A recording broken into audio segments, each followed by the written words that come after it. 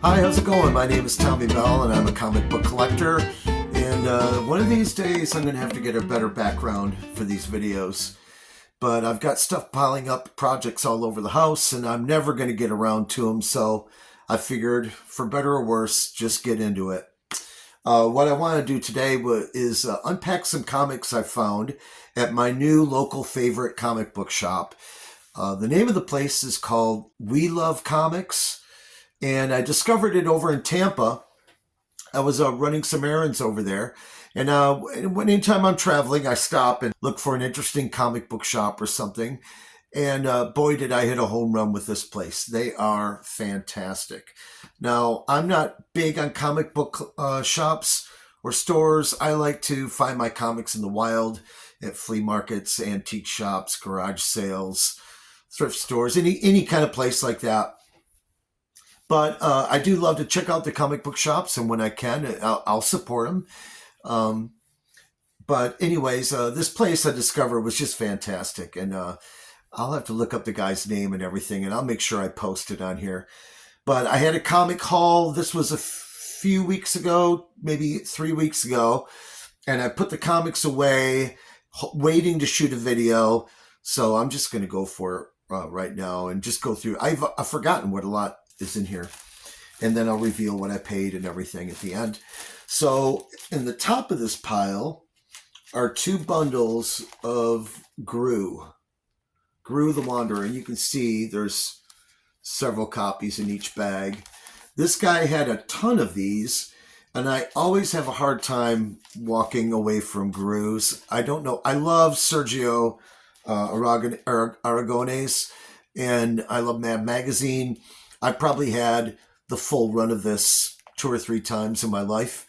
And then I sell them, and then I see them, and I got to buy them again. So I don't know how many copies are there, maybe around 12. So I was happy to pick those up. They were in a dollar bin. A lot of this stuff was from a dollar bin. Let's see what's next here. Oh yeah, this next one is a modern comic book. I only collect comics, for the most part, up until 1979. However, now and then I will buy a new copy, a newer book. And this is a Bullwinkle, and it's a newer one. It's a Star Comics. I guess that's Marvel, I think. And then also my other favorite cartoon growing up, Underdog.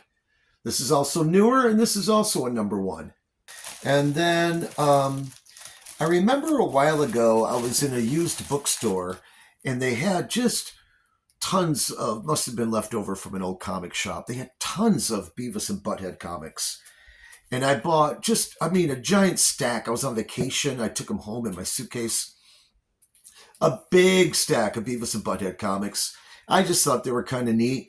And then later, I realized they had value, and I sold them right away. I think I sold them on eBay. So ever since then, I grab them up whenever I see them. Sorry about the glare. So 3 copies of Beavis and Butthead. This is issue 1,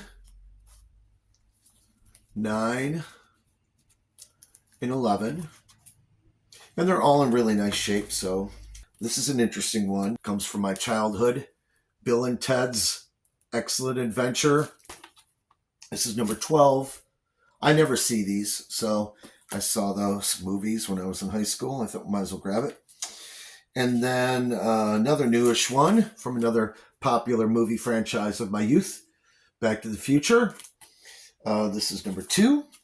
I always grab these 2. I don't know why.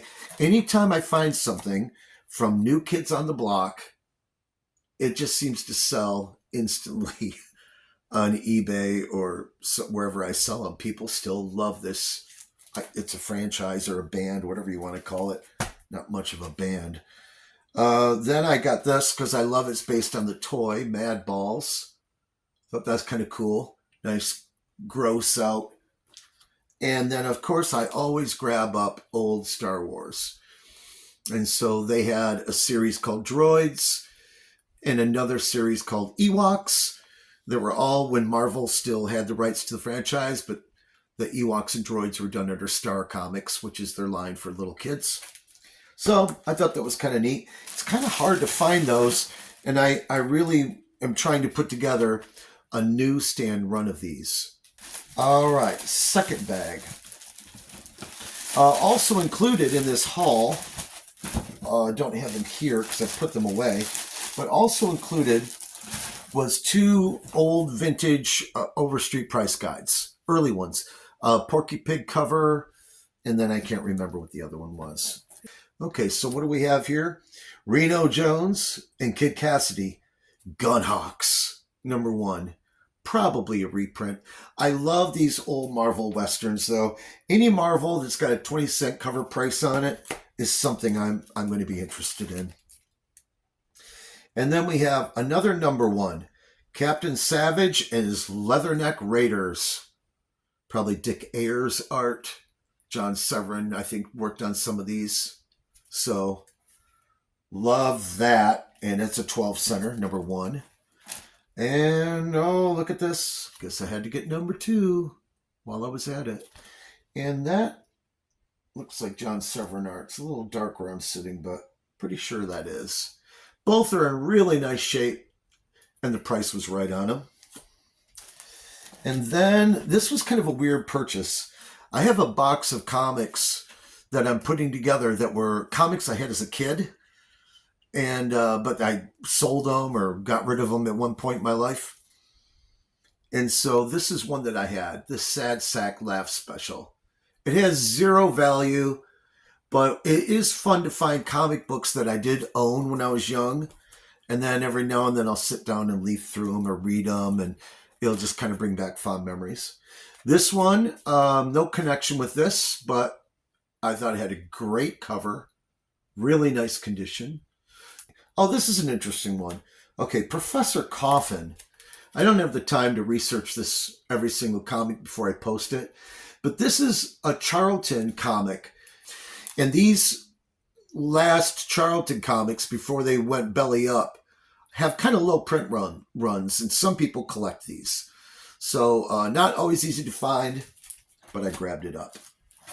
Okay, another collection I'm trying to put together is Atlas comics.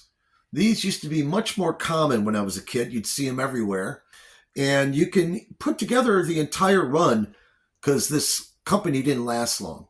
They would put out like maybe 3 or 4 issues max of a title and then fold it up. And I think they probably had 20-some titles. So probably less than 100 comics. You could get every Atlas there was. But they're kind of neat and unique.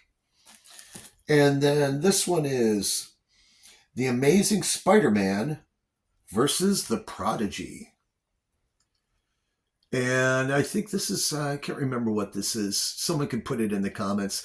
I think it's about like safe sex or something like that. It's one of those books about, you know, like a freebie that they would put out now and then to show that the comic companies had a conscience or something. This is a great one right here. I like this book. I actually have a few copies of it. And one of the reasons I grabbed it is because it's a newsstand issue. And it seems like every time I find this thing, it's a direct distribution. And I really like the newsstand copies. It took me a long time to find one of these that was a newsstand copy in good condition. And when I finally did, I bought it.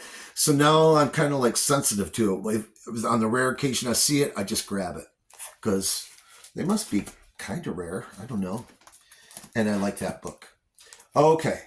Another books set that I'm really interested in is these book and records.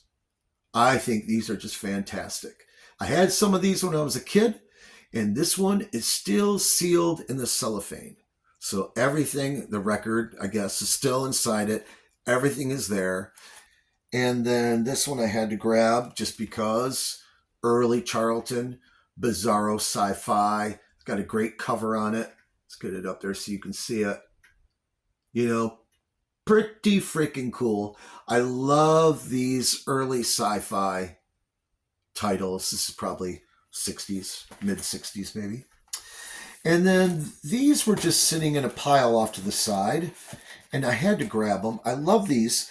These magazines had covers. I think they made 3 of them. I've got a full set, but I just got these because I don't see them that often. This is a magazine called Flashback. And I think, yeah, this is #1.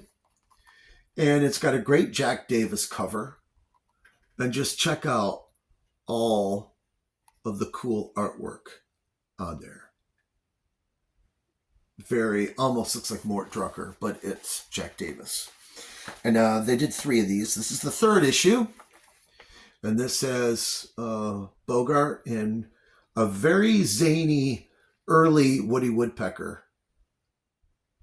So, again, pretty cool book. Kind of a Mad Magazine type thing. Okay, next I found this. This is like a kind of a thick square bound.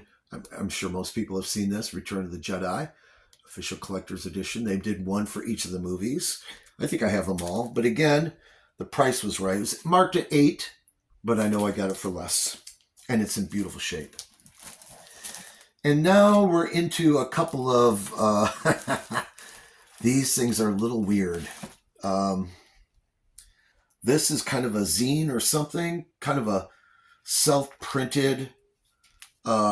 kind of an adult, what's it called? Draculina. So it's kind of a trashy female vampire. You know, looks like someone made it on a Xerox machine in the early 80s or something. But it's a very underground type. Even Hitler had a girlfriend. You know, just crazy. And anytime I see something slightly adult, risque, or avant-garde, I kind of have to have it, which is also the case of this next one. Almost a dirty magazine. Celebrity Skin. Just teasing you with, 200 celebrity, uncensored photos. And then this one, and there was some story there that the person that made this is called Blue Blood. And again, it has the look of a low production run, kind of like a fan magazine or something about trashy underground movies or vampires. And then we have a comic seller, issue number 1, specializing on EC horror comics with an interview with Bob Overstreet. And so again, a little black and white, low budget, little fanzine type thing. So that was my haul from the comic book shop in Tampa called We Love Comics. Here's the pile, along with 2 early Overstreet price guides.